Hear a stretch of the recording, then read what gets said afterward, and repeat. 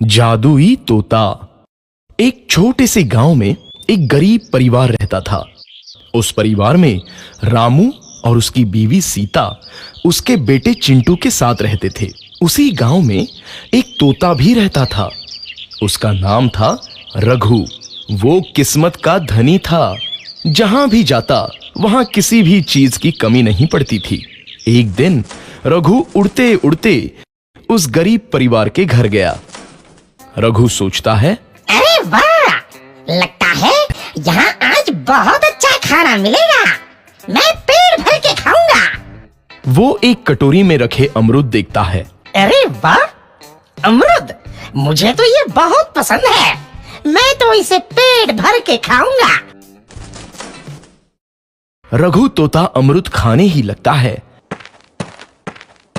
तभी सीता रघु को अमरूद खाते देखती है तो गुस्सा हो जाती है और उसे वहां से भगा देती है। भाग यहाँ से, न जाने कहां से आ जाते हैं। मैं तो परेशान हो गई हूं इनसे। सीता के भगाने के बाद रघु चुपचाप से एक कोने में रहता है। धीरे धीरे उस परिवार की बरकत होने लगती है। एक दिन रामू और सीता खाना खाते वक्त बातें करते हैं। आजकल हमारी बहुत तरक्की हो रही है, काम भी अच्छा चल रहा है। रामू कहता है। इस पर सीता कहती है, सच कहा, भगवान हमेशा ऐसे ही हम पर मेहरबान रहे। बेटा चिंटू भी कहता है, पिताजी, मुझे खिलौना लेके दो ना, मेरे सभी दोस्तों के पास है। रामू कहता है, ठीक है, जरूर लाऊंगा।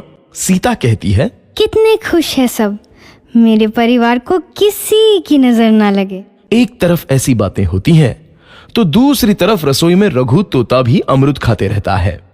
मजा आया, अमरूद खाया, मजा आया, अमरूद खाया, मजा आया।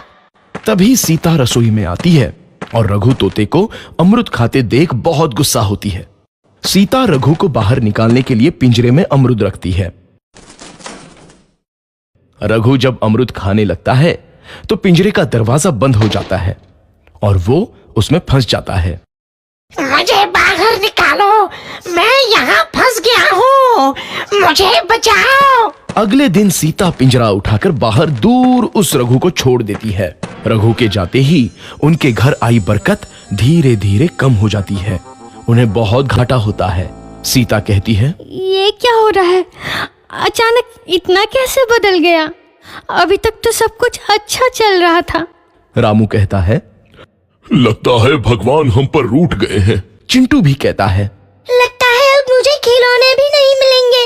और वो रोने लगता है और बाहर चला जाता है।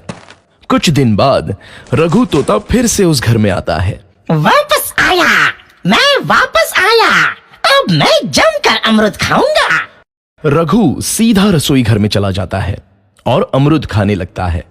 कुछ देर बाद सीता रसोई में आती है और रघु को देख कहती है, एक तो घर में पहले से इतनी दिक्कत चल रही है और ऊपर से ये तोता मुझे और परेशान कर रहा है।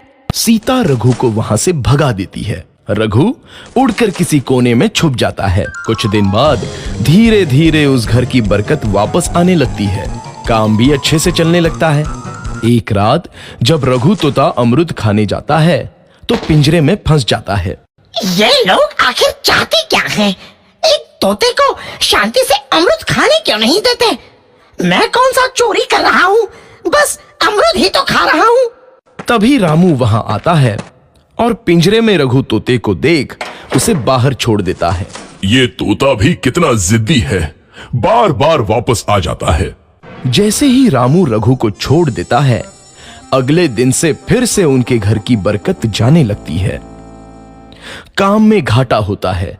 किसी को समझ नहीं आ रहा था कि ऐसा क्यों हो रहा है। रघु तोता घर आता है तो अचानक बरकत आती है और जब रघु तोता को बाहर निकालते हैं तो बरकत चली जाती है। एक दिन सीता रघु तोते के घर आने और बाहर जाने की स्थिति पर नजर रखती है। ये तोता जब भी घर आता है तो घर में बरकत आती है और जैसे ही ये घर से बाहर जाता है तो उसी के साथ बरकत भी चली जाती है। कहीं ये जादुई तोता तो नहीं है? अगली बार जब ये तोता घर आएगा तो मैं इसे कहीं नहीं जाने दूंगी। सीता रघु का बहुत इंतजार करती है लेकिन रघु तोता दोबारा उस घर में कभी नहीं आता।